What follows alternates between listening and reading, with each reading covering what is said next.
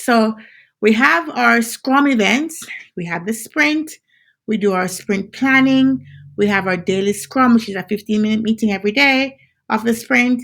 We have our sprint review at the end of the sprint and our sprint retrospective. So we know sprint planning, right? This is the Scrum event where we look at all the stories, we understand what's in the stories, and we story point them so we can know exactly how much effort it's going to take. And then we put it into a sprint, which is what we've agreed to work on, what we're committing to work on for the next sprint duration. We have our daily Scrum meeting every day for 15 minutes. We talk and we go through the board. I like to do what I call walk the board. I walk through the board and I make sure everybody gives me, um, you know, tell me if they have any roadblocks. And for me to make sure it doesn't become monotonous, because we do this every day, right? As a Scrum Master, one of my tricks is when I call on someone to give me their kind of their not really their update, but to tell me what's going on, then they choose the next person. And so everybody, it's different every time because you randomly choose the next person. So you're not really going through this list and it doesn't become monotonous because we make it fun. As much as we're working, we're improving, we're getting answers, but we're not becoming boring, right? I am definitely not boring, guys. So this is going to be something you could try if you want to in your own team. So you say, let's say, for example, I say, Anna, it's your turn.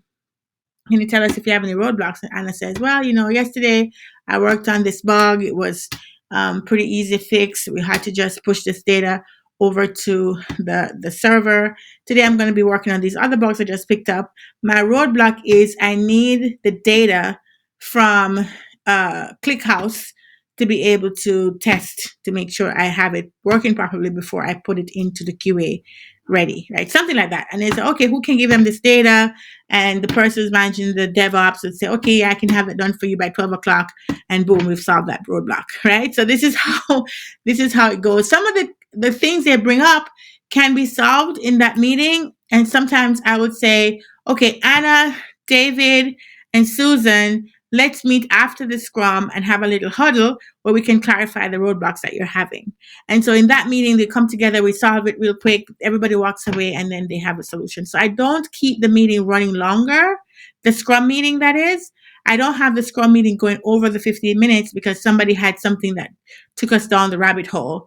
Whenever I see us getting too far down, my keyword is pineapple.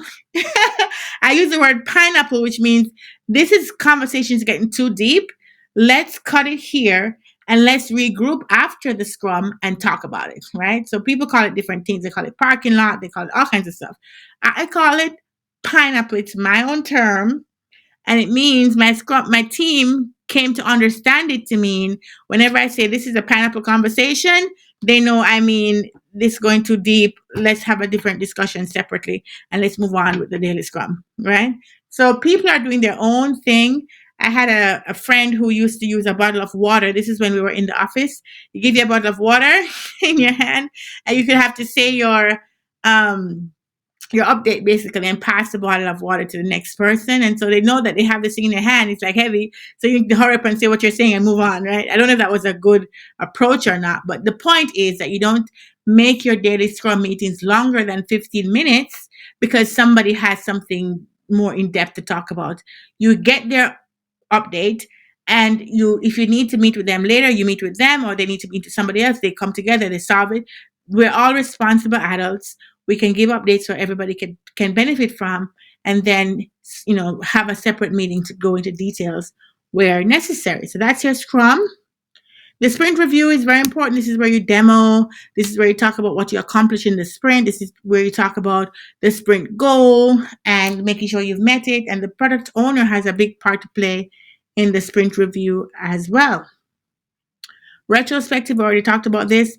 This is to continually improve. On the waterfall side, we used to do lessons learned at the end of a project, but the retrospective is more kind of the lessons learned, but at the end of a sprint. And so you continually improve your team because you're always looking back and trying to see what you did wrong and improve that, and maybe new things come up that you need to do to be better for the next time. It's a great process.